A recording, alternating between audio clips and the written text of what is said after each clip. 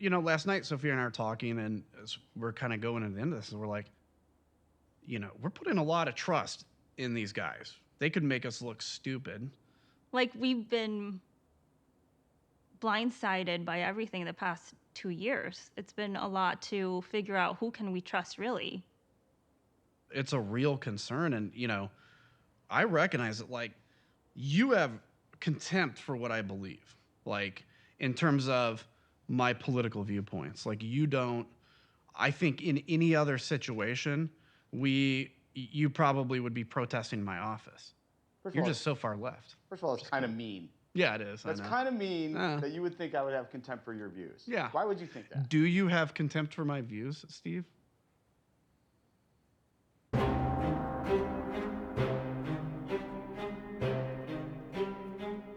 And in the key House races, Republican Adam Kinzinger cruised in that 11th district Republican primary. He grabbed 64% of the vote. The 32-year-old Air Force pilot also received strong support from the Tea Party in his landslide win. Okay, that's a fair question. But what you're essentially asking me is why would I want to make a movie about you, a guy whose political views I oppose? Adam Kinzinger. Adam Kinzinger. He's a real up-and-coming star. Yes, Adam. Mr. President, thank you. And just from the House perspective, I want to say Anna's is still currently serving guard member. You're my commander-in-chief. He's doing a great job as secretary. Great job. He is doing a great job. Thank you, Adam, very much. Appreciate it. Handsome guy. I mean, normally I want nothing to do with you. You voted with the president 93% of the time, so well, that seems like you're. No, it's so fine. I'm just curious. And then, lo and behold, Frankly, we did win this election. When the president denies the election result, all of a sudden there's this guy from my home state, you, who stands up and says, fuck that. The truth is that the election was not stolen, and it's important for our party to take inventory of that and go out and win the next election instead of continuing the big lie. And then after the president literally tries to overthrow the government, Down to the Capitol. you were the first legislator, you were the first one of either party to invoke the 25th Amendment and say, this guy's a maniac and needs to be forcibly removed from office. All indications are that the president has become unmoored, not just from his duty or even his oath, but from reality itself. Then you voted for impeachment. How does it feel to be a pariah within your own party? So yeah, that's why I wanted to make this movie. But I'd be lying if I said I wasn't conflicted, right? Because to me, a courageous Republican is still a Republican. I think it's not about a political view. It's about what it is to turn against everything you've ever belonged to because of some red line you can't cross.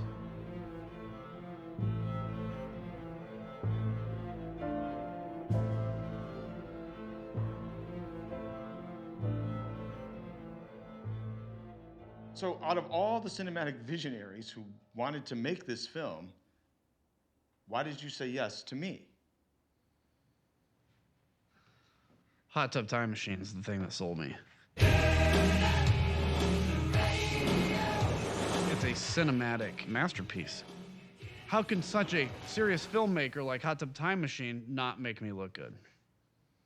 Right. That's really good logic. Thank you. So we've been shooting together for over a year. Yeah, a lot over a year. It feels like 4 years. They need, and the fact that through, the appropriations process. Real negotiating yet between the two chambers. And, we're happy to take a look. Hello, this is Congressman Kinzinger's office. How may I help you? Okay, welcome into the office. Take this open. So this is our front room.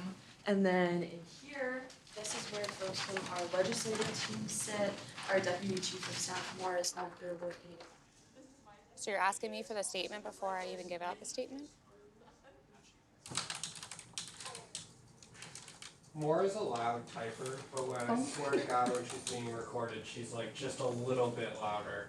You think so? You can feel the emphasis, yeah. Oh. Is that quiet enough for you, Paul? Is it too loud? So when I joined the office, I would ignore Moore's emails because she was mean to me. That's not true. But I would always do what she asked. I would just never respond. Well, Mara could see Paul's computer, so if he opens an email. I would see he saw it, close out of it. I was like, well, he clearly ignored me. That's quite rude. Rule number 9 was in response to me suggesting that in some circumstances tickling would be okay. But this was a reminder that under no circumstance can you tickle any coworkers. How's this going? Good. It's actually good. Yeah. Yeah. They're not on my nerves yet or anything. That's good. Yeah. Good time. It's funny, though, because at the beginning, I don't think your chief of staff was thrilled to see me in your office. You know, I think in Austin's perspective, anytime there's a camera around, you're on defense. No filming. I mean, you made it very clear from the very beginning that you didn't agree with my politics. You called yourself basically a communist. You outed yourself as. Progressive, but sure. All right. Thanks. You know, when we were filming that first day, keep in mind the mindset to that point, I was still considering running for governor or Senate. The decisions I made to speak out against Trump or to even vote for impeachment, I never really had a debate on that in my own mind. I knew I had to do it. But when I voted that way, naively, I thought there's no way people aren't going to wake up from this. I remember the day after January 6th, everybody was kind of waking up at that point. The president bears responsibility for Wednesday's attack on Congress by mob rioters. He should have immediately denounced the mob when he saw what was unfolding. These facts require immediate action by President Trump. President Trump is practically and morally responsible for provoking the events of the day. No question about it.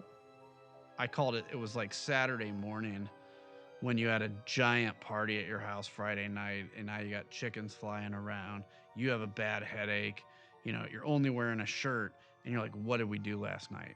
That's where I thought the party was. Hey, so your thinking, even at that moment, was the insurrection and the attempt to overthrow the government in a coup d'etat that included 140 Republicans voting to not certify the election. You thought that just might have been a crazy bender and that they were going to wake up and get their shit together. Yep. You're going to wake up, you're going to deal with the hangover, and you're going to gut it out and drink water, right? Donald Trump was a non-entity. Nobody even showed up at Andrews when he left.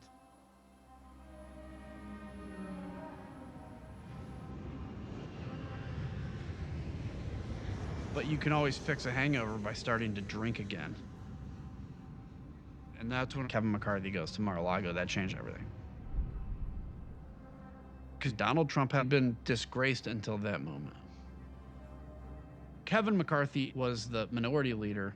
And Kevin told us, I just happened to be down there in Palm Beach and he wanted to meet, and I'm not going to say no to a former president. Bullshit. I knew at that moment what would happen. If you didn't know the TV footage was a video from January the 6th, you would actually think it was a normal tourist visit. The former president, was he responsible for what happened? No, of course not. You think about it, if you actually come to grips with what's happened, that's going to take some soul searching. It's much better to just numb the pain. It's easier. After careful consideration, I've made the decision to oppose the House Democrats' slanted and unbalanced proposal for another commission to study the events of January the 6th. Just to torture this analogy, it seems like you would be a great candidate to start Republicans Anonymous. Yeah, maybe. You know what I mean? Like they could have, hi, my name is Jim Jordan. No, but then we're just feeding into your little left wing, like, oh, every Republican is just a Democrat waiting to find his wings. Oh, definitely. Bullshit. I mean, it's a funny analogy, but in that moment, I felt very isolated. With great solemnity and sadness, I'm announcing that the House will be establishing a select committee on the January 6th insurrection.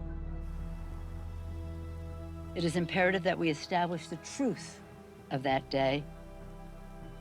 The select committee will investigate and report on the facts and the causes of the attack, and it will report recommendations for the prevention of any future attack. The resolution is adopted. after you were the only Republican besides Cheney to vote for the creation of a select committee. At that point, are you just all in? Because you don't know you're on the committee yet, right? No, and I don't want to be on the committee.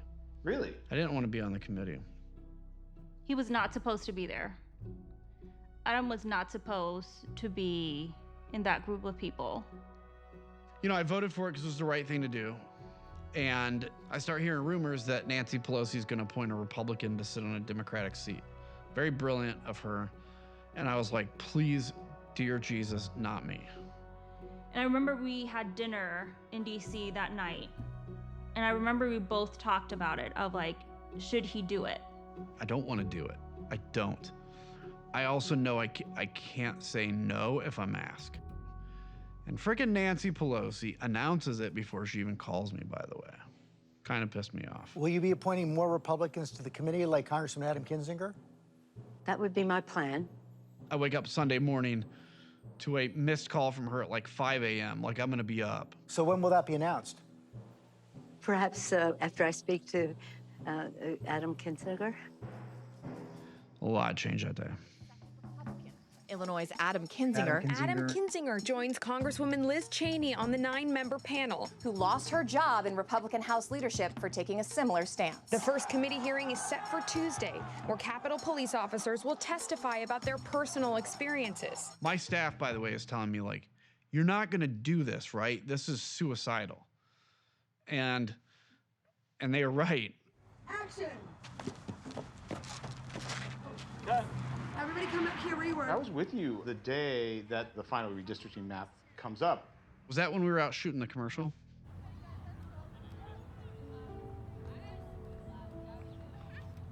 Now, Kinzinger has served 6 terms in Congress, but newly approved congressional maps put Congressman Adam Kinzinger in the same district as Darren LaHood. That new district voted 60% for President Trump, a deep red pro-Trump district. They drew me in a very unfavorable district with a kind of crazy MAGA guy, and I knew there was no way I could run in a primary and win. Well, it's just a sensitive, I mean, we're in a sensitive topic right now, and so we don't want information to kind of get out that we're not ready to get out. This is off the record. Yeah. Like, you know, I got it. I'd say we're well. Well, there's no good timing. There's no good time. Yeah. If you're not going to run. There's no good time. Yeah. If we announce this week, you're no longer part of the party and you're no longer influential. Yeah. Yeah, and that very bad news came in the middle of you doing like 1,000 takes for a political ad about finding common ground. Some leaders in Washington have forgotten the purpose of democracy. Some leaders in Washington have focused. That was a rough day for you.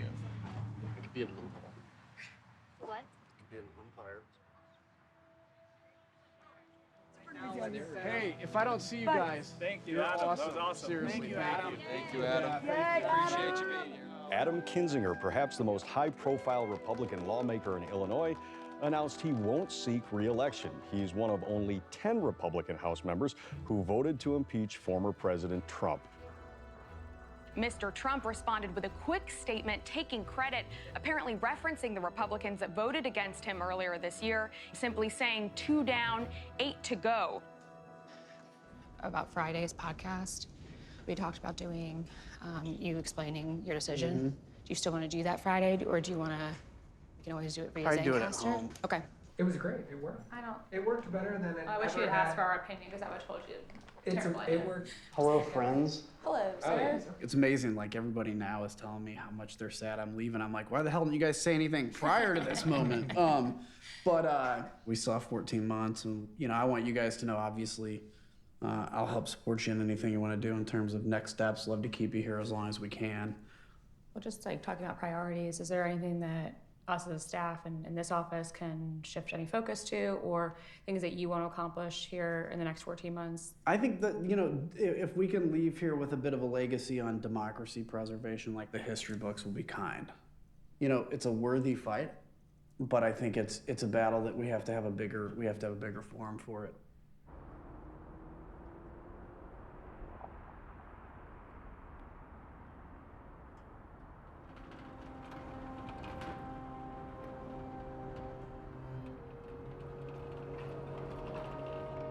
Well, thank you, everybody. Welcome back to Country First Podcast. It's been a heck of a year.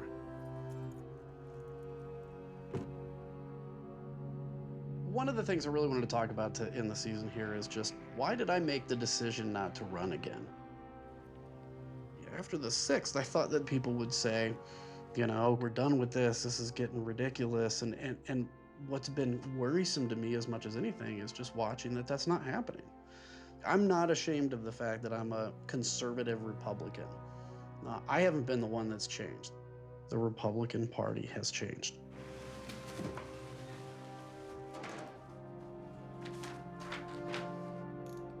But as I look at moving on to the next chapter, it is not the end of a story. I think it's the beginning of a great story. When people look back and read the history books, the January 6th committee is going to be noted in there as the movement that changed the trajectory of politics and saved this country and saved self-governance. We refuse to be the first generation to leave our kids a country worse off than the one we inherited. So God bless you all, and remember to keep putting country first.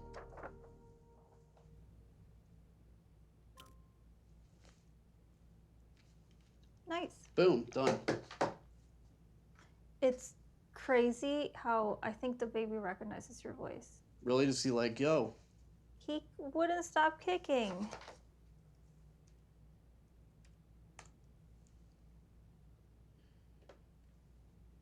You know, look, it's fine to make the decision to like sacrifice everything, but if it's for no purpose, that makes it pointless, right? But I think the stakes of failure for you were hiding. You were hiding from this film.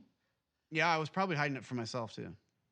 I don't think that's something I could think about or come to grips with because there was so much at stake, both for me in terms of that sacrifice, but also, you know, for the country and the party that I still, at that time, you know, liked.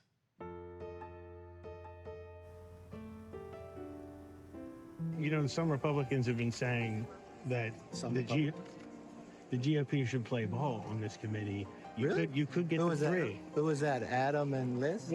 Well, aren't they kind of like Pelosi Republicans? Kevin McCarthy is technically my Republican leader.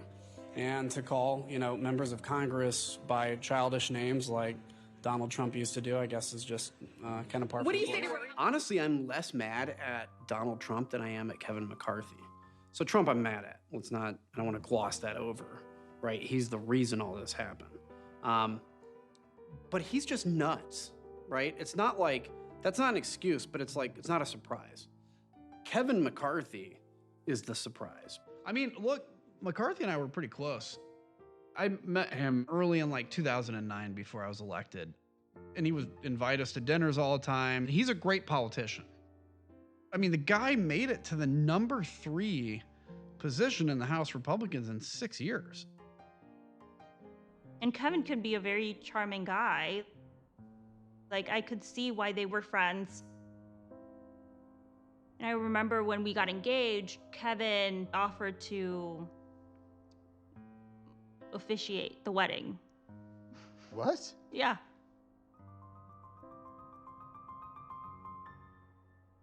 And of course, after the election day, it was all different. And President Trump won this election, so everyone who's listening, do not be quiet. Do not be silent about this. We cannot allow this to happen before our very eyes. We unite together. You don't need to be a On January 1st, the Republican conference had a big phone call all about certifying the election. Welcome to the conference calling center. Kevin said, I will be voting against certification, which actually shocked me. Because even to that point, I'm like, well, Kevin McCarthy knows the right thing to do. So I was the first caller in the queue to go. Your line is open. And I go, Kevin, you have convinced these people that are trusting us. You've convinced them that the election was stolen. There's going to be violence. Like, you have to tell people, like, this is on you. And he just said, okay, Adam. Operator, next question. That phone call was the last time I ever exchanged a word with him. Capital entries! Multiple capital entries!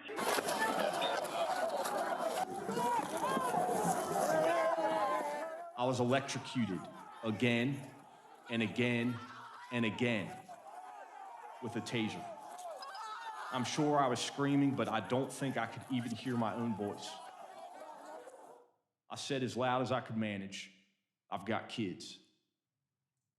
That first hearing that was with the Capitol Police, I'm pregnant at home. I'm crying and crying. Like the moment they started talking, I just couldn't stop crying. It just hit so much. They've got the gallows set outside this Capitol building. It's time to start fucking using them. And pulled me back to that day. Start making a list, put all those names down, and we start hunting them down one by one. So January 6th, we had agreed that I was gonna stay home and that his staff was not coming in, that it was just him. So I was sitting in the living room, obviously watching the news, and I'm like, oh my God, they're heading towards the Capitol. They're starting to push the barrier. This is now effectively a riot. 1349 hours, declaring it a riot. So I go online and turn on the Statuary Hall live footage. And the moments, like, someone walked into the frame, that's where I guess I freaked out.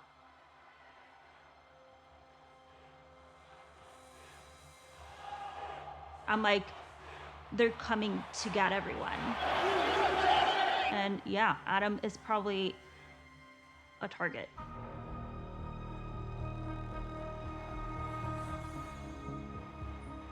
I was realizing what it meant to be a politician's spouse, and that the threats are real. Until then, I had never seen anyone physically assault Capitol Police or MPD, let alone witness mass assaults being perpetrated on law enforcement officers. So the first hearing, there was so much tragedy and sadness and defeat in their stories, when in reality, I owe them my husband's life. And I text Adam, remind them they won. I yield back, Mr. That was like a second or two before it was his time to give the opening speech. Kinzinger. Thank you to our witnesses. I never expected today to be quite as emotional for me as it has been. I've talked to a number of you and gotten to know you. I think it's important to tell you right now, though. You guys may, like, individually feel a little broken. You guys all talk about the effects you have to deal with, and, you know, you talk about the impact of that day. But you guys won. You guys held. Thank you. Thank you. Oh, by the way, this just in, Adam Kinzinger has won a Best Actor award. Check it out. You know, you talk about the impact of that day. But you guys won. Did he just bite his lip? You guys held. Wow. You know, democracies are not defined. He's going for broke. By our bad days. You know what? He needs a bubble bath, some red wine, and a bar of chocolate. Reports last night that Congressman Adam Kinzinger of Illinois had been seen crying again. Members of Congress are technically speaking sent to Washington to vote and not to weep. Tonight we have an update on that. Congressman Kinzinger has been spotted crying again, according to our sources, in a place where you rarely see tears, in Waffle House. You're seeing the Waffle House location on your screen. If you look closer, you will see Adam Kinzinger clearly distraught, crying inside a restaurant that serves waffles.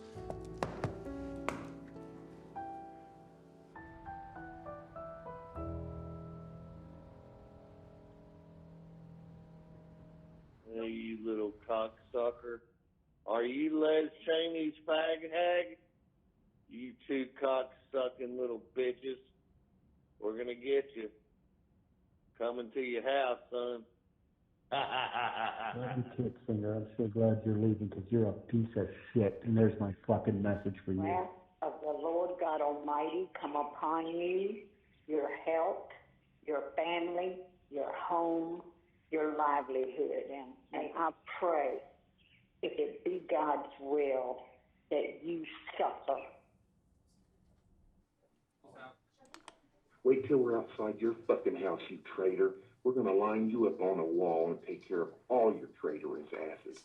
I think as the hearings ramp up, people are just gonna continue berating our office. You son of a bitch, you gave $200. I mean, over the course of the last 2 weeks, obviously his name gets out there more, and they just call and they call and they call. Congressman Kinzinger's office, how can I help you? We have brand new interns too, and so there have been a lot of conversations between me, Luke, the interns on how to deal with those. Congressman Kinzinger's office, how can I help you? Just expressing to them that, look, this is gonna like slowly, it can completely break down your psyche. Like you might feel great, and then a month in, you might just go home and start crying and you have no idea why. But it's because for 12 hours a day, you're hearing somebody call you a fucking idiot, a pussy, a traitor, that they're coming for you. People are getting increasingly hostile. And a little more scary. I hope somebody like him kills your nasty wife. That one's going to Capitol Police. Let's make sure that goes to district staff too. Yeah. I'm a pretty sensitive person. We all have panic buttons under our desks. Also didn't have a lot of experience, like, on the phone. We had those checked, make sure they operate well. I think it might be a generational thing. The Capitol Police came in at the beginning of the week, and they're like, we're gonna check on you once every hour. No, Andrew, I think there were like a couple of times, I don't know if you saw me, I was just sitting there crying. I brought you tissues. I couldn't believe that people would treat strangers like that. We load up. No, we do. He literally has a closet full of tissues.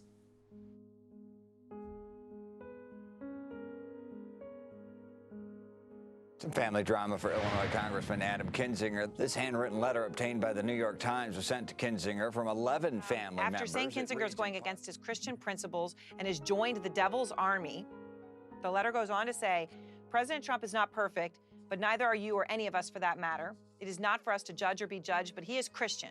It is now most embarrassing, that is underlined 3 times, to us that we are related to you. Kinzinger's cousin spoke to the New York Times and said, quote, I want Adam to be shunned.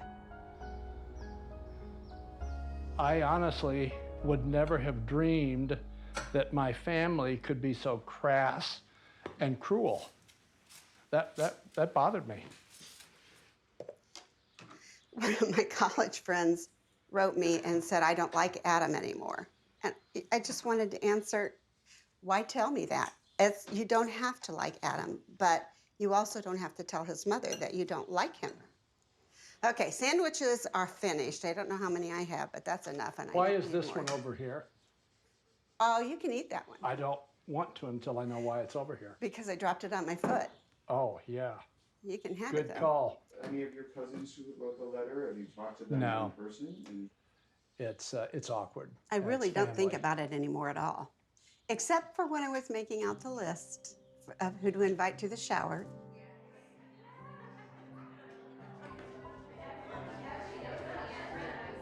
Hi, guys. Hey, sweetheart. How are you? It's so nice to see everybody. And I'm Shalise. If you don't remember me, I think most people know me. So, and this is Sophia and the beautiful little baby. Hello. Dear Father, thank you so much for allowing us all to get here today safely and to celebrate little Christian Adam. And we want to pray that the remainder of her pregnancy will be completely uneventful in a wonderful way.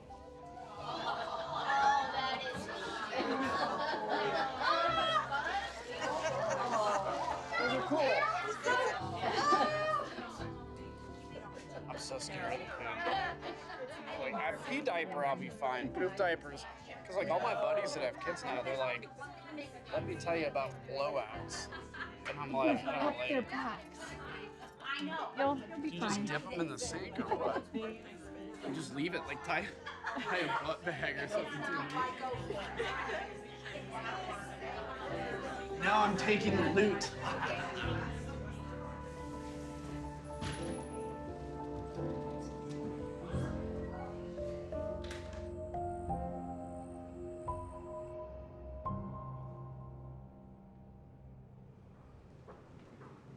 Okay, so we got all the stuff today, and then tonight I have the gala. It's gonna be a good day. Yeah. It's always a good day. It's a good day in America.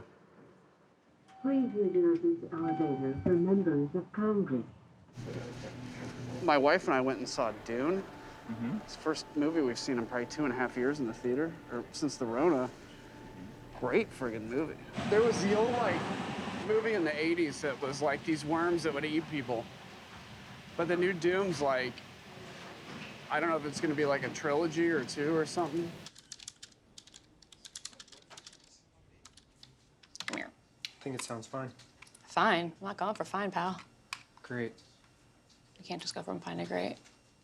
And he's certainly not going to tell us the truth. But the reason we don't need to do that is because it's totally clear as a matter of objective evidence what that was. I think it's useful for us to think about what the difference is in the charge of our committee. Okay, we want to tell the events of the day, and he clearly plays the central role there. So you've talked about, the value of trust and honesty. And if you don't have that with your constituents, you're not doing your job, even if you're telling them what they don't want to hear. Yeah. If you're not doing that with each other, with your colleagues here, you're not doing your job. And you put it into a conversation about, we're better than this. We're better than what the public discourse has become. We're better than the tribalism that we see. What if we're wrong about that? See you, man.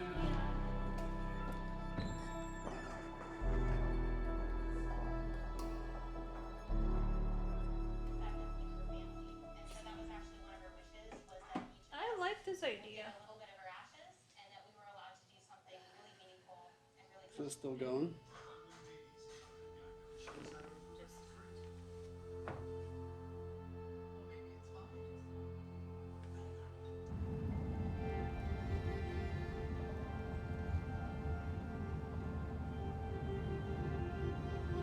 I'm getting one. Well, we had quite a long labor. Actually, Sophia had quite a long labor. But now, Mom's doing good. We're getting back to normal. We are getting back to normal. We are now new parents to one Christian Adam Kinzinger. Hello, Christian. Say hi to everybody.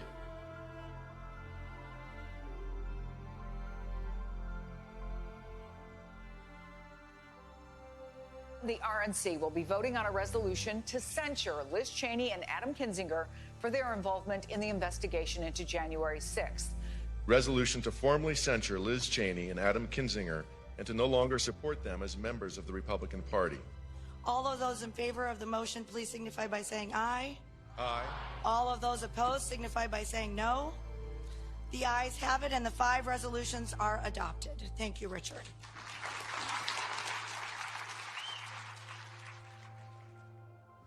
We have the warm water ready for the bath. Okay.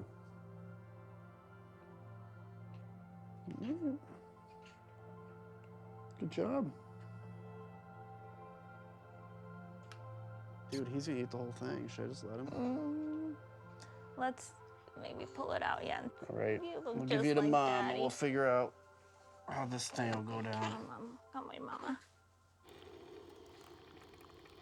Did you know ahead of time that they were going to kick you out of the party, or did it come as a surprise when suddenly they announced it, when the bill? No, I didn't see any of it coming, but for me, it's like they're the ones that should be ashamed. You are so overcome with like this like childish anger that you can't control because Liz and I make it uncomfortable for you. It just reveals the truth of how screwed up this all is. I mean, not surprising to me, because they're Republicans. But now I'm just trying to understand why you feel so loyal to this party in the first place. We saw things that you can look back now and say, this is so logical where he's gone. Yeah. You know, when he was 5 years old, campaigning for the mayor of Jacksonville, Florida. We were driving home from church one day, and I remember seeing a yard sign. It was hot pink, because it was the 80s. And I just asked my parents about it. That guy's running for mayor and blah, blah. And I was just hooked. I was hooked on the fanfare of it at first. Governor of the state of Illinois, Jim Edgar. When we came up here and lived in McLean County, his involvement with the Republican Party at the time of Jim Edgar. Jim Edgar was the governor of Illinois. Did he go to jail? No, he was one of the ones that didn't. some people might say I'm a little dull. He dressed as Jim Edgar for Halloween. I was 12 when that happened, 12 years of age. I also set up a Republican election headquarters in my bedroom, and I pretended like and played election headquarters. You know, come on by and get a sign. But it was in my room, so just my parents coming by.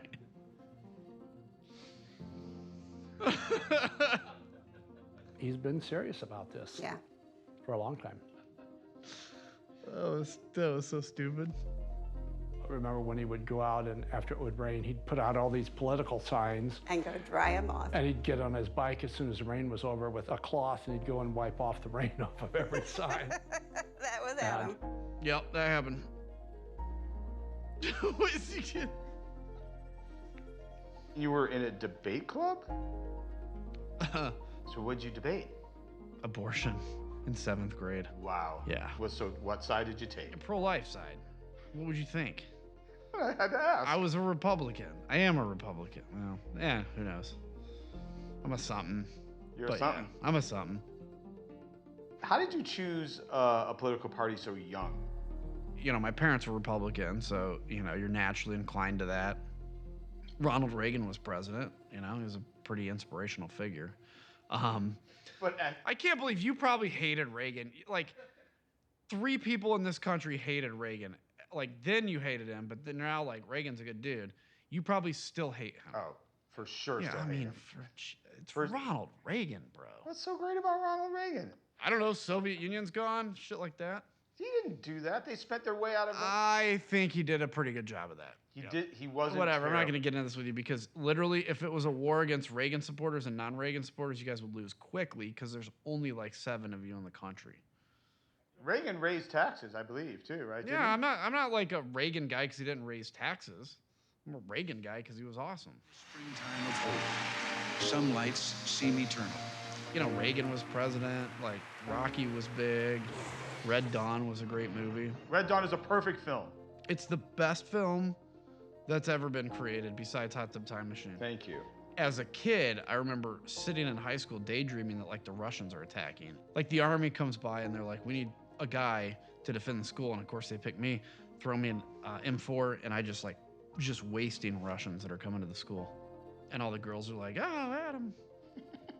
I was a Civil War reenactor at 16 as well. So let's keep going. It was the North, by the way. Mm-hmm. Otherwise, I would not have told you that I was a Civil War reenactor just now. And so I got accepted to Illinois State. I had a friend that said to me, like, you should run for the county board. I don't think he meant it like, you should run for the county board. I think he meant it like, you should run. And then I'm like, oh, okay, and I ran. I won, and that was the beginning of kind of my foray into politics. 9/11 happens, and I'm just like, I'm gonna go try to fly. And then I remember in 2006, when I was in Milwaukee, I'd just gotten back out of pilot training. There was a stabbing incident in which I had to intervene on a guy murdering his girlfriend.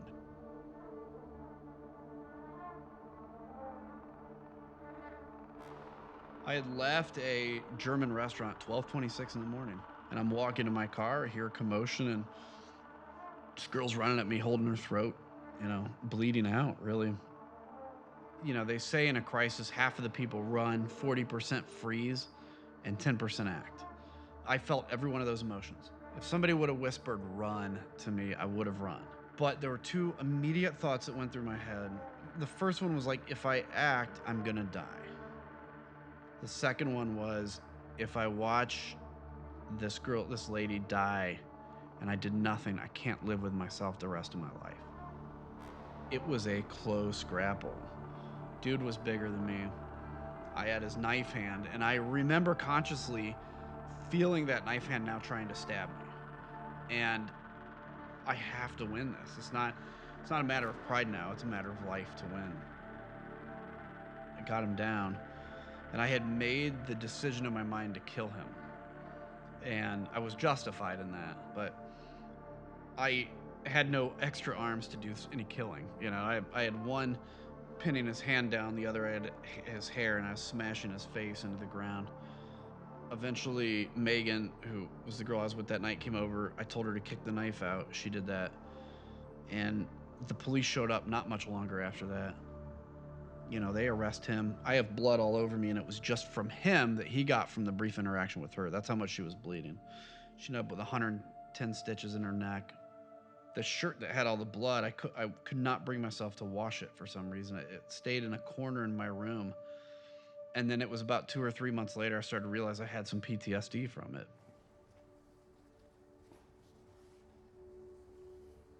That moment on that street in Milwaukee utterly changed my life.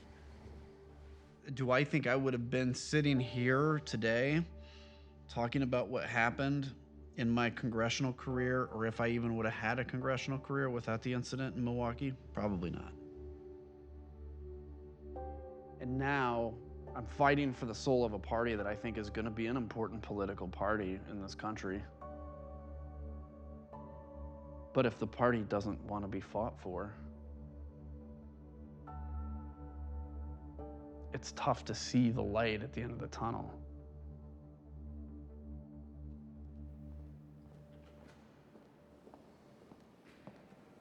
I mean, there were definitely moments where I didn't want to be there anymore. Like, there were moments where I would have wanted to quit. What was the moment you wanted to quit? I mean, really, probably that time frame between when we had our first hearing and then we had our set of hearings. If you notice, we had one hearing in August, and we haven't had a hearing since. The vast majority of our work on the committee is depositions, meetings behind the scene. It's an investigation, right?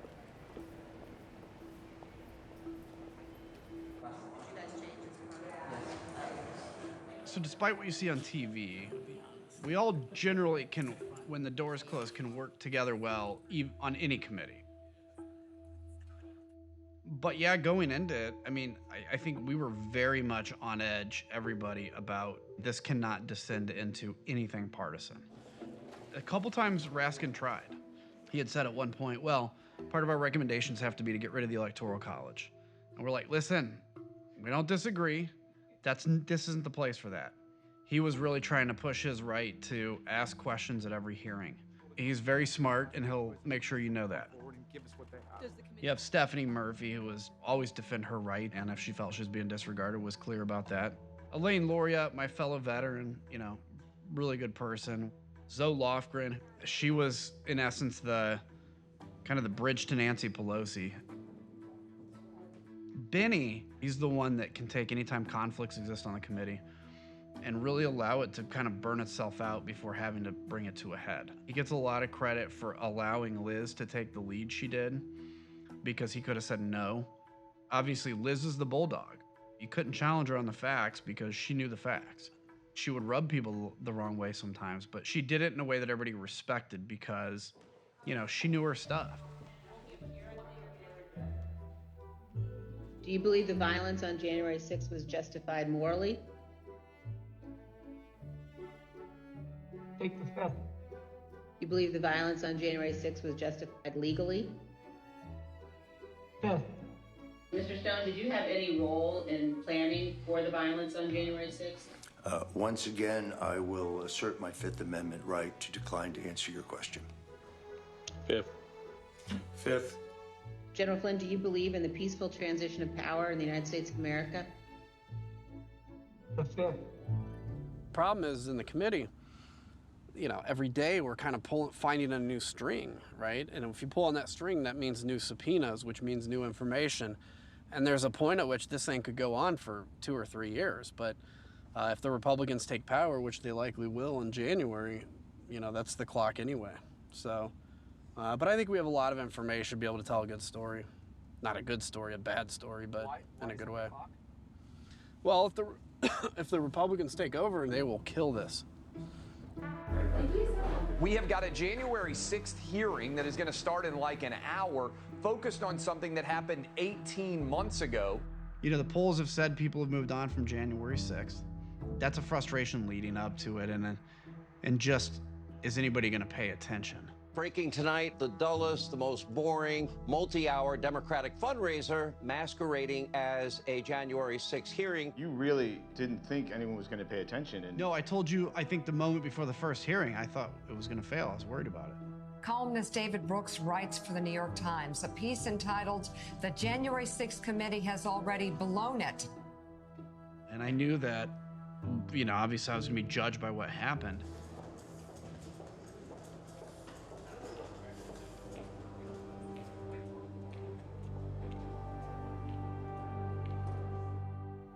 We all kind of line up on that door off the anteroom.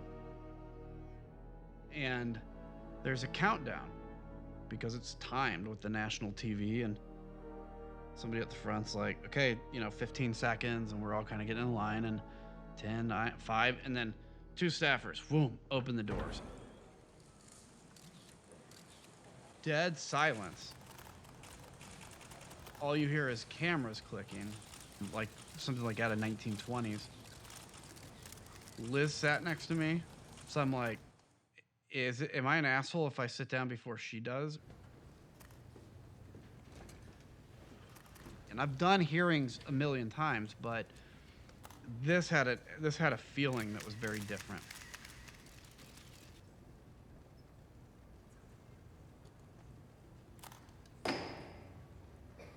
Tonight, you will see never-before-seen footage of the brutal attack on our Capitol. Those who invaded our Capitol and battled law enforcement for hours were motivated by what President Trump had told them, that the election was stolen and that he was the rightful president. Now, a central question is whether the attack on the Capitol was coordinated and planned. Trump has only asked me for 2 things. He asked me for my vote, and he asked me to come on January 6th.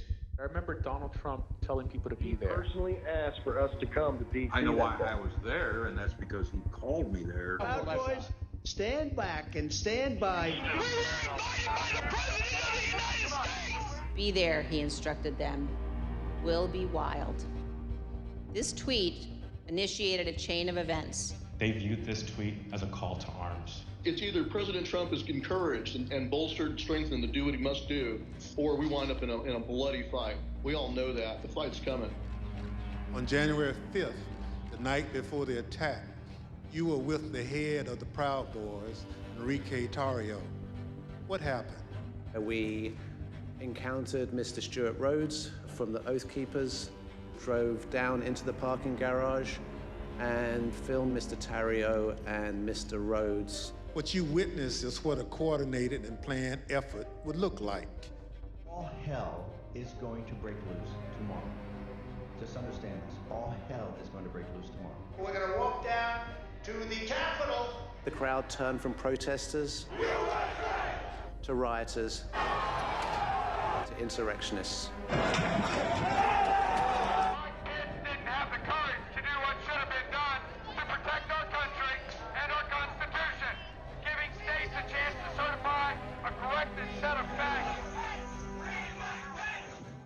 President Trump believed his supporters at the Capitol, and I quote, "We're doing what they should be doing."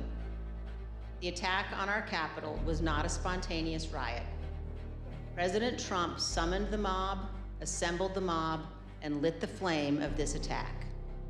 Washington set the indispensable example of the peaceful transfer of power, what President Reagan called nothing less than a miracle. The sacred obligation to defend this peaceful transfer of power has been honored by every American president, except one.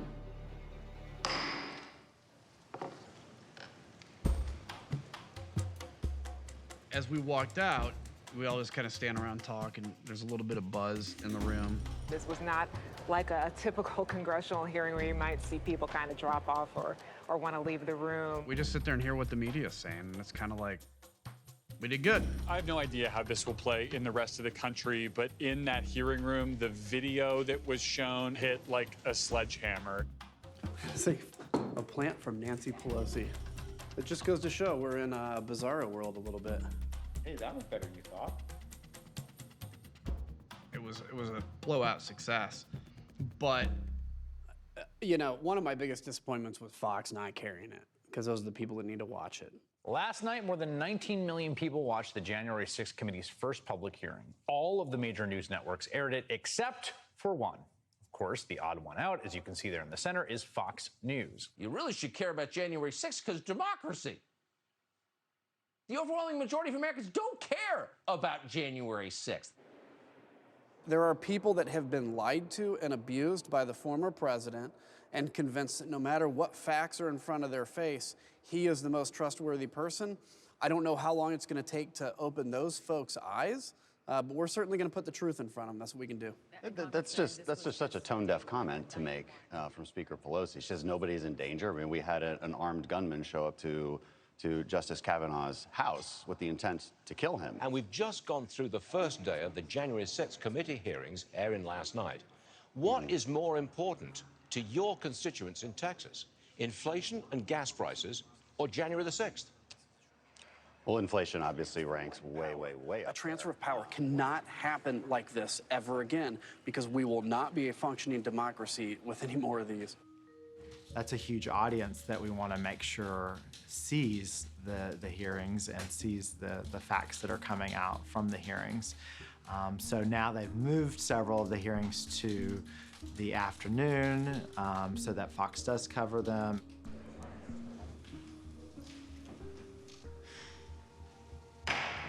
Okay, I can understand why you'd want Fox to cover the hearings, but from my perspective, who cares? You're not changing anyone's mind on Fox anyway. I mean, you've got Republican after Republican testifying that they didn't believe in the big lie. You've got Trump's Attorney General, Bill Barr. I told him that the stuff that his people were shoveling out to the public was bullshit. I mean, that the claims of fraud were bullshit. And I didn't want to be a part of it. You've got Eric Hirschman, Trump's White House attorney. She says, well, the judges are corrupt. And I was like, everyone? Every single case that you've done in the country you guys lost, every one of them is corrupt? Even the ones we appointed? You've got fiercely conservative Republican officials from Arizona and Georgia. President Biden carried the state of Georgia by approximately 12,000 votes. Look, all I want to do is this. I just want to find 11,780 votes, which is one more than we have, because we won the state. And rounding out the batting order is the what? Pomegranate red Republican leadership of the Department of Justice. The president turned to me and he said, well, one thing we know is you, Rosen, you aren't going to do anything. You don't even agree with the claims of election fraud. The conversation at this point was really about whether the president should remove Jeff Rosen and replace him. And that's a coup. That's like that letter would go out. How did the president respond to that, sir? He responded very quickly and said, essentially, that's not what I'm asking you to do. What I'm just asking you to do is just say it was corrupt and leave the rest to me and the Republican congressman. Just say the election was corrupt and leave the rest to me and the Republican congressman. Mr. Donahue, that's a direct quote from President Trump, correct? That's an exact quote from the president, yes. There's obviously been a lot of misinformation out there, but to hear it from Republican appointees, people appointed by Donald Trump, how he tried to use the Department of Justice as yet another prong to overcome the will of the people, it was powerful. Thank you, guys. Appreciate it. So again, my point is, you have a parade of Republicans damning the president's lies, but what's the hot take over at Fox? We've heard it all before, and the hearings are overproduced. This show trial is not reassuring anyone. It's a political theater, 100% Hollywood production with all the creative license that would go along with that. Yeah, that's the criticism that comes from somebody that's getting their ass handed to them. Yeah, you could say it's overproduced, but it's truth. When that criticism came, I'm like, oh, that means you're losing. Okay, but what are they losing? You keep saying that the goal of the hearings is to tell the story of Jan 6. But we're talking about a criminal conspiracy, and I don't understand why you're not all over criminal referrals. Yeah, my frustration with it is that it becomes the MSNBC talking point. And I got to ask about this every day. Are you going to make criminal referrals? Can you talk about the issue of criminality? Do you see things heading that way for former President Trump? And I'm like, it doesn't matter. But Congressman, can't you make criminal referrals to the DOJ? Yeah, we can refer. Where do you stand on that, the referral? What do you think about what's the conversation going to be about? You know, we're sitting here showing these things that are happening, and people are like, are you going to make criminal referrals? Like, maybe, I don't know, it doesn't matter. Whether we make a criminal referral or not has nothing to do with whether he's criminally liable or whether DOJ takes it up. So that was the frustration, because there was so much more to do. You know, one of the things I've come to think about and realize is, short of staff members and Congress people on the Hill, nobody really knows what happened. And not just the violence, but like the stuff that led up to it. But you see it all together and it's like, oh yeah, that's a big deal, you know. It was funny because the guy that had been outside every morning, so they rotate and it's like 12-hour shifts. So in the morning it's always the same guy. So he asked, how was Christian doing? How did Christian do last night? How is he doing with his sleep training? So I thought it was funny. They're all invested. All the security is invested in his sleep. Security? You guys have security? Yeah, we do. In Illinois? Yeah, we had to put security on our house. So we have a company that's there basically like 24 hours now. Okay. Yeah, because people want to kill me. So, you know, that sucks, right? Surprise announcement from the January 6th committee just this afternoon, stunning a lot of the reporters who've covered this very thing. The House Select Committee on January 6th announced that it would be holding a surprise hearing tomorrow. This will be a surprise witness heading into tomorrow's hearing. Have a seat. I'm just sit right there, but whatever. What's up, dude? We met with her yesterday, and we think she's gonna do great. It's clear. I think she's got. I mean, you probably know her better than us, but from having spent time with her. Not really. I've only met her like once or twice. Well, I mean, from her telling, she appreciates the consideration that you've given her. Today, the January 6th committee will hear live testimony from a White House advisor who was right there in the West Wing on January 6th and in the days and weeks leading up to the attack on the Capitol. The witness will please stand and raise her right hand. Her name is Cassidy Hutchinson. She was an assistant to Mark Meadows, the chief of staff, and she was right there in the West Wing while the Capitol was under attack. Based on what she has already told the committee, investigators tell me that they believe that she will truly be one of the star witnesses of this investigation. When we were in the offstage announce area tent behind the stage, he was very concerned about the shot, meaning the photograph that we would get, because the rally space wasn't full. And he was angry that we weren't letting people through the mags with weapons, what the Secret Service deems as weapons and our weapons. Ms. Hutchinson, I just want to confirm that that is when you heard the president say the people with weapons weren't there to hurt him and that he wanted the Secret Service to remove the magnetometers. That's correct. In the photos that you displayed, we were standing towards the front of the tent with the TVs, really close to where he would walk out to go onto the stage. These conversations happened 2 to 3 minutes before he took the stage that morning. I was in the vicinity of a conversation where I overheard the president say something to the effect of, you know, I don't effing care that they have weapons. They're not here to hurt me. Take the effing mags away. Let my people in. They can march to the Capitol from here. Let the people in. Take the effing mags away. Then they can march to the Capitol. President Trump expressed to multiple White House aides that he wanted to go to the Capitol after his speech. We know that White House counsel Pat Cipollone was concerned about the legal implications of such a trip. Is that correct? That's correct. Mr. Cipollone said something to the effect of, please make sure we don't go up to the Capitol, Cassidy. We're going to get charged with every crime imaginable if we make that movement happen. Hutchinson's testimony was such a game changer, even Fox News didn't know how to spin it. What was so compelling, I think, is how it was laid out. But the testimony in and of itself is really, really powerful. Sandra, are you still here? Indeed, yes, I am here. How do you feel about the speed with which the Justice Department is bringing indictments of any kind? I'm frustrated at the speed. I know they have a job to do, but when you try to overthrow the will of the people and you try a coup in the United States government, you have to pay for that, period. That's what we require. It's a weird feeling to kind of go out and know that how polarizing of a figure you are. All of us in politics want to be better known because it makes us more effective. Once you vote for the committee, particularly once the hearings are happening, the kind of fame you get is very different. Your social circle shifts. You lose all your friends. You gain some new ones, but you don't really trust them because they only like you because you're speaking out. So until they find out you're still conservative, they're like, oh, well, you're just no different. And I mean, you lost all your friends. yeah, I lost all my friends. Because you keep saying you, but I still have all my friends. Like, what is this? Like, you say you a lot. Like, what is this? I think there's a level of protection in when I say like you, and I'm talking about me. Right. There's probably a bit of a level of protection in that. What's because that? What's that about? I have come to realize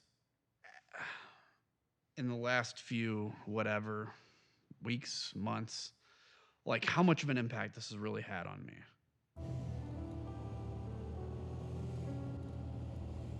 People tell me, what you did is heroic. And I appreciate it. It's nice to say. But I get this sense of like a battle in World War II and there's this tank, right, rolling through this battle. And it's getting the shit kicked out of it.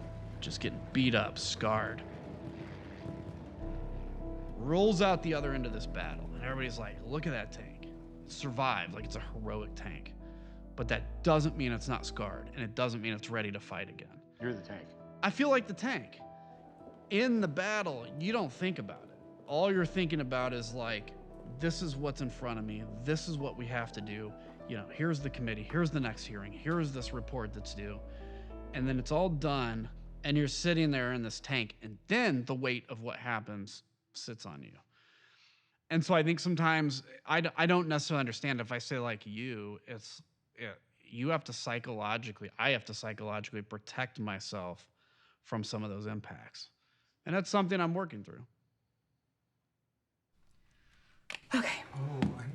Andrew, Paul. Hey, can I talk to you?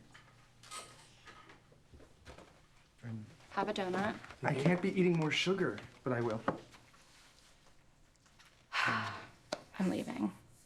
Congratulations. So. When? Next month, early next month. So, next week will be, it'll be our last week like in the office together. So, anyway, I just want to let you know. But I really Can you enjoyed tell us working where with you're this. going yet, or? I'm actually not going anywhere yet. I've been on the Hill for almost 12 years. It's a long time. It's like a line from Miss Congeniality, like, I am the job, I am the job. And so much of what I've been, the last 12 years is a Capitol Hill staffer. This is my world, basically. This job has been, like I said, really rewarding, but it's also really taxing. Now, you can feel free to cry if you want. I mean, just get it all out, whatever you feel is best, but... My announcement will be coming soon after, so it's gonna be a rodeo the last few, whatever. I don't even know what. I'm gonna be screwed, man. That's the spirit. I had told the congressman Tuesday evening. So I heard the news. I know, I heard the news. I think we get it. Like, we need a break. Everybody needs a break. It's just been a lot. Like, rest and think and whatever you feel makes you happy. Go for it.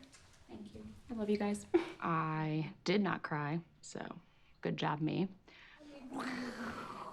I feel like I'm going to leave this place in a really a good spot for the congressman, and that's all I can do, right? I mean, Thursday's hearing, it's no longer in prime time because the NBA games are happening. Finish up the race as best I can and walk out with my head held high. All right, so this is for hearing 7. Oh, my Lord. I know. Because what you will learn is that for 87 minutes over 3 hours, President Trump refused to tell the mob to stop the carnage and leave the Capitol despite emphatic pleas from staff, family, and advisors. What you will learn is that President Trump sat in his dining room and watched the attack on television, while his senior-most staff, closest advisors, and family members begged him to do what is expected of any American president. 1 week after the attack, Republican leader Kevin McCarthy acknowledged the simple truth. The president bears responsibility for Wednesday's attack on Congress by mob rioters. He should have immediately denounced the mob when he saw what was unfolding. Leader McCarthy, who I had a good relationship with, he told me it was getting really ugly over at the Capitol and said, please, anything you could do to help, I would appreciate it. They were scared. Think about that. Leader McCarthy, who was one of the president's strongest supporters, was scared and begging for help. President Trump turned him down. And he kept resisting for another almost 2 hours. President Trump finally agreed to record an address to the nation the evening of January 7th because of concerns he might be removed from power under the 25th Amendment. Whenever you're ready, sir.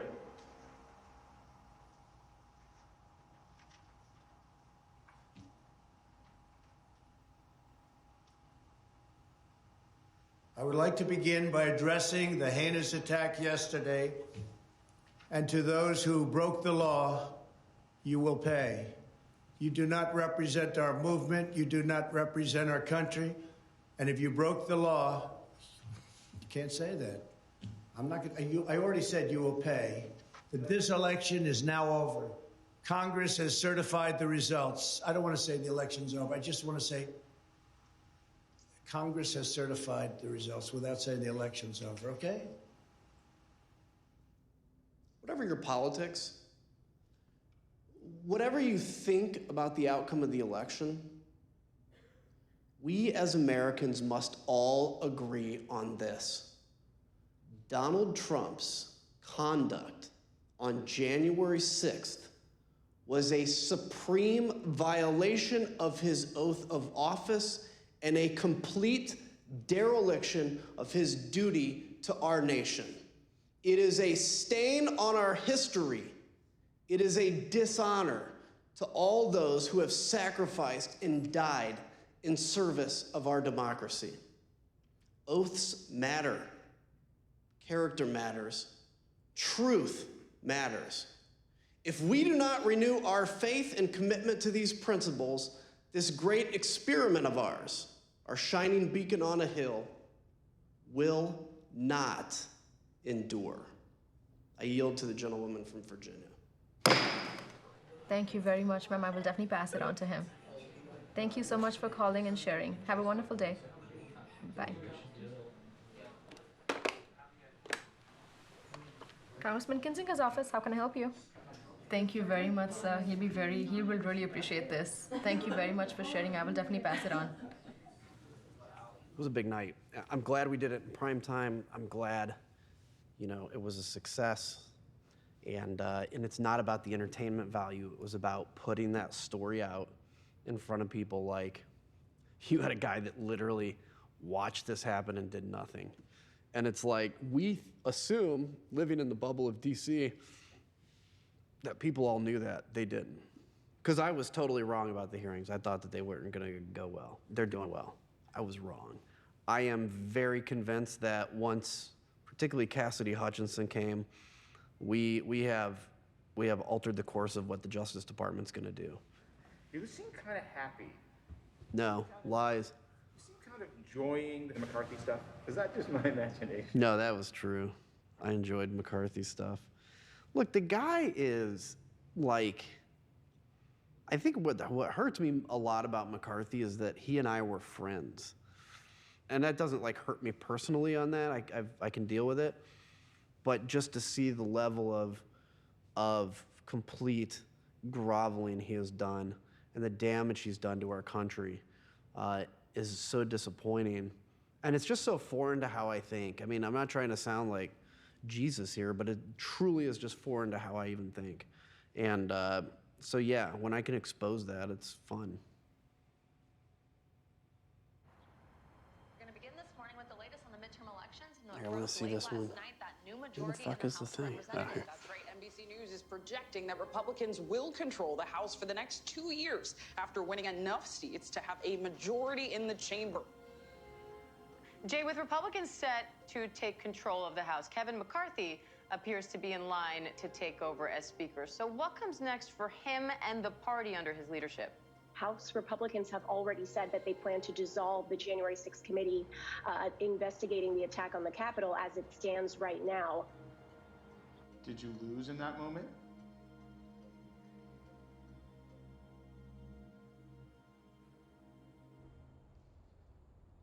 Today's GOP agenda rollout by Leader McCarthy was an opportunity squandered by his decision to once again bow to the MAGA crowd for his own political gain. I'd ask you just not to report this part before the hearing. I think we've proven our case. The difficult part of where we're at now is wrapping this up, right? How do you, because there's still loose ends, but there's some loose ends that we just may not know that DOJ will have to try to track. Yeah, I mean, that was probably the moment I lost. And now, you know, it's like kind of the end of the battle, but where we sit today, when I'm out of the combat, let's call it, I've had the luxury to go back to the beginning and play through it. It's like always there's moments in history where you're like, oh, if something would have gone a little different.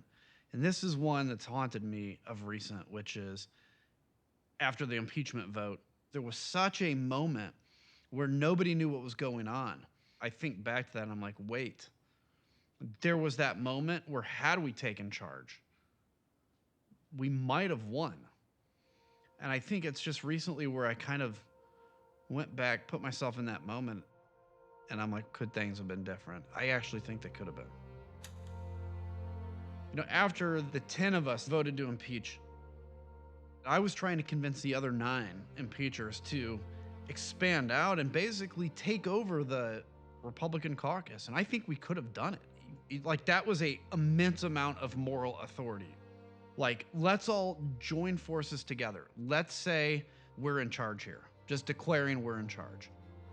We had this idea of being the clearinghouse for downtown. Downtown being the code word for the PACs to give the money. America's biggest corporations are backing away from politics. Because these PACs all made the announcement that they wouldn't support the people that voted against certifying the election. Marriott among those turning off money to 147 Republicans who voted against certification. Suspend donations to members of Congress who voted to overturn the question campaigns are asking themselves is how long is this going to last?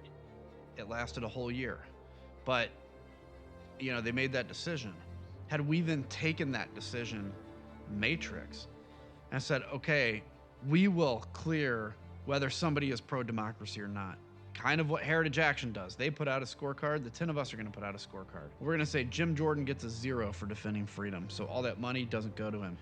Toyota, here's the 86 Republicans that have basically committed to the defense of democracy.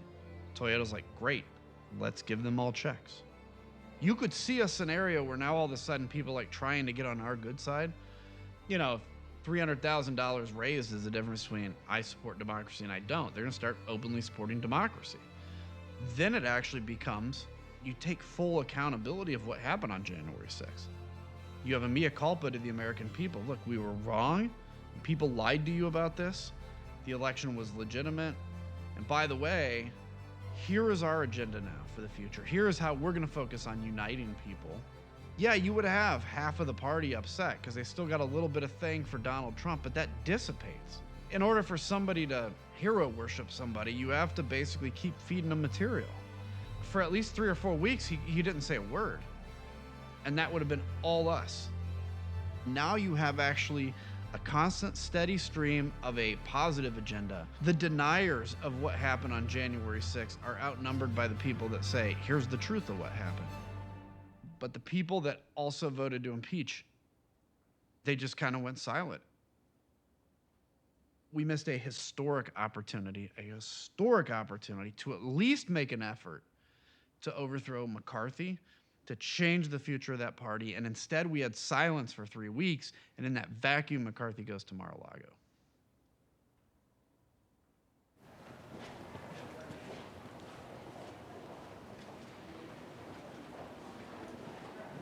So where are we going? So this is the departing member center. It's where offices go to die. Not actually every departing member. This is the office that they get for the lame duck session, which is the session in between Thanksgiving and the New Year, and when the new Congress is sworn in, which is what we're in right now. Yeah, so this is our space. This is our cubicle. This is the cubicle. This is where Adam goes. No. The congressman will not be sitting here. What? No. No, we got a space on the 3rd floor. Yeah. Speaker Pelosi was kind enough to give us the office, so we're lucky. Isn't this cool? We're in this little tiny place. From the speaker? Yeah. Someone at your party has its privileges, huh? Wait a minute, I want to get a clip of what Senator Durbin sent over as his holiday gift. Oh. So wait, is that it? Oh, I'm sorry, I thought you were setting me up for something cool. It's like nice of him to send a gift, but dude, like that's really tiny. Yeah. They made a big deal about delivering it to us. Did they? Of course, I didn't send anybody gifts, so whatever. Yeah, but you put your career on the line. Yeah, What'd you that's get? right. And I get popcorn for it. Like, come on, man. Give me something better than that. Give me a 10 of popcorn. Oh, well. It's one less thing I have to take home. Yeah. Mm.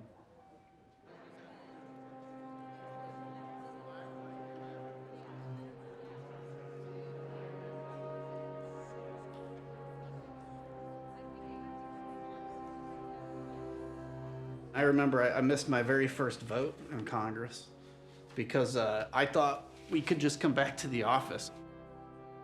That doesn't seem like that long ago, but that was 12 years. I didn't imagine that January 6th would be the thing that would cost me.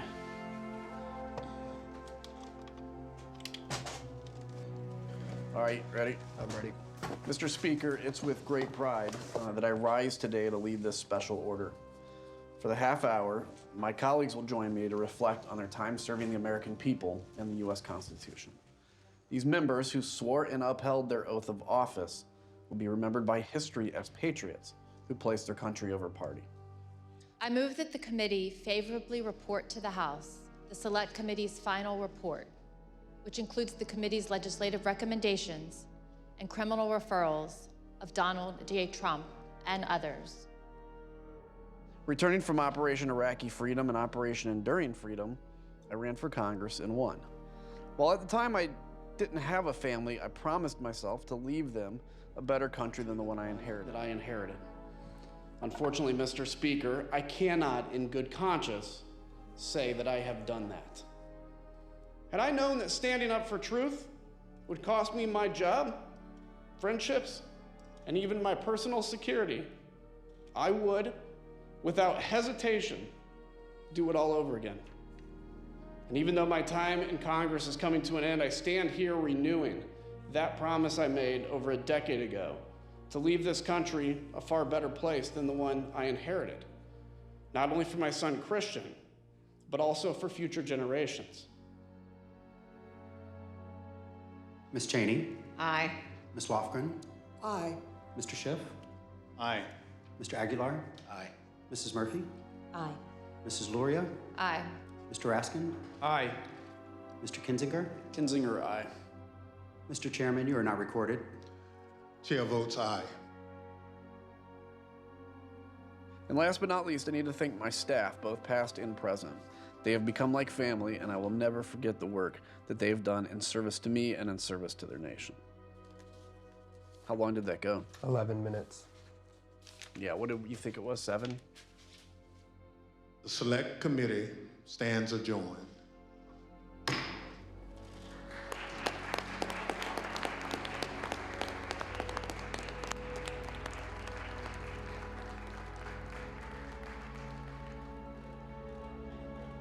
It's been like the longest goodbye. You know, it's been months where I know I'm leaving. You can mourn about it whenever you want, but right now I'm in the mode of like, just get out of here.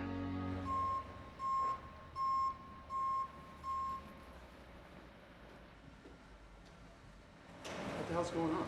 My car sucks. It's out of juice.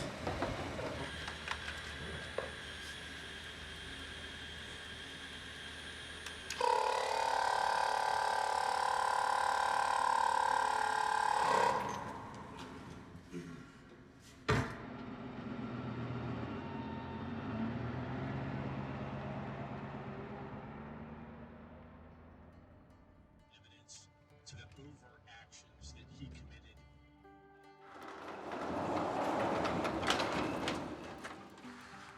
See you, fellas.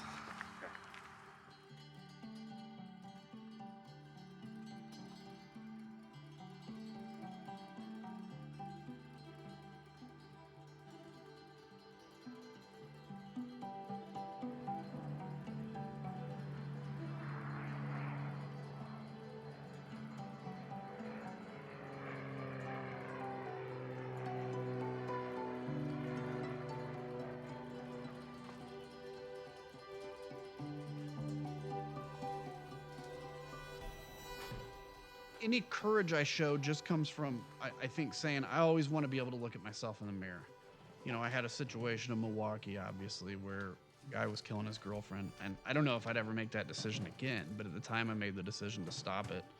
You know, going to war, well, millions of people make those decisions every day, but in terms of the politics of it, I really don't believe what I did was courageous. I think it's just I'm surrounded by cowardice.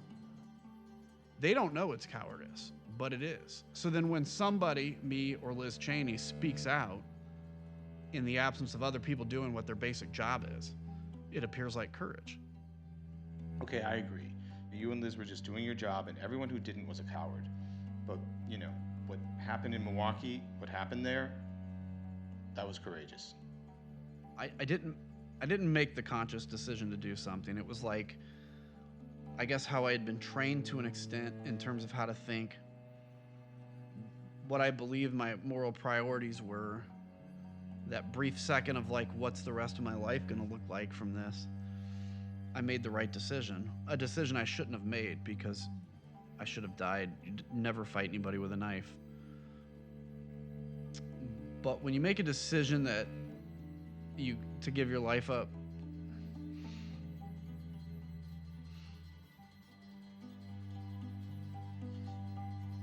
God, I think when you make a decision to give your life up for a stranger,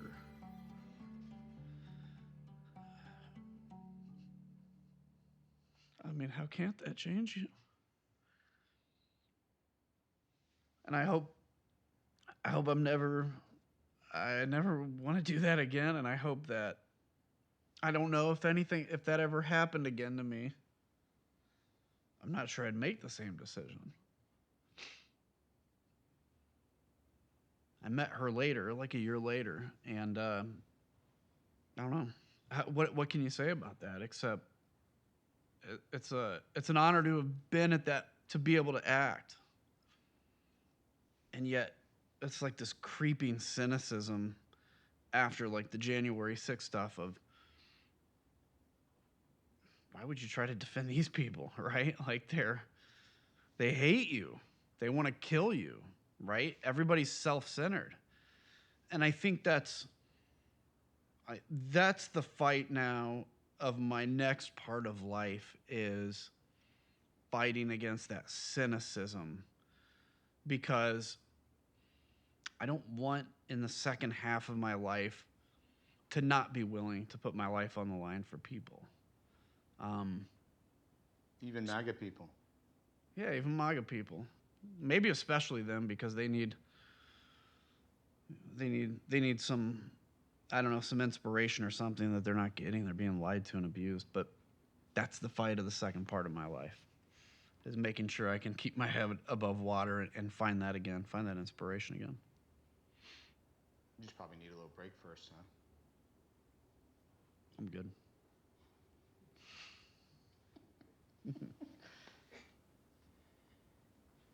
All right, well, thank you, brother. Yeah, dude. Listen, if this documentary helps you win the presidency and you enact horrible conservative policies, I swear to fucking God. Oh, I will call my first horrible policy the Steve Pink conservative future bill.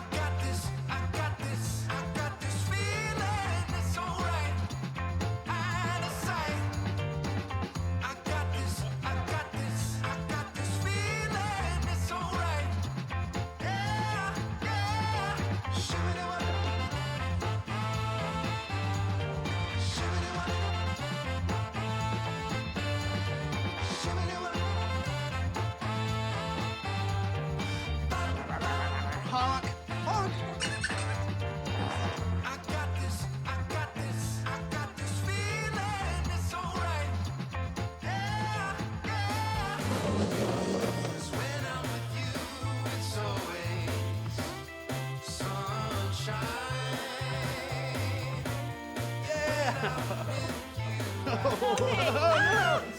Good catch. Good catch.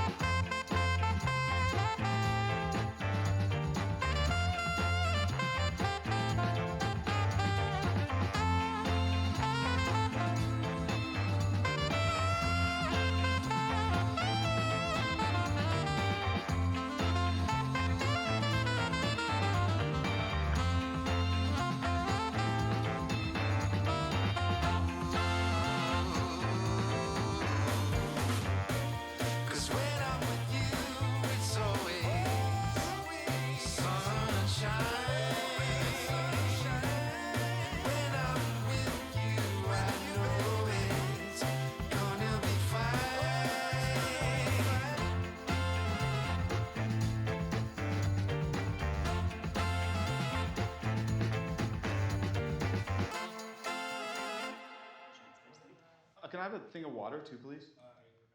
Oh, you got me a bottle of water? Thank you, Kyle. Whatever you guys get or don't get for Steve, whatever shortens the amount of time we're talking, do that.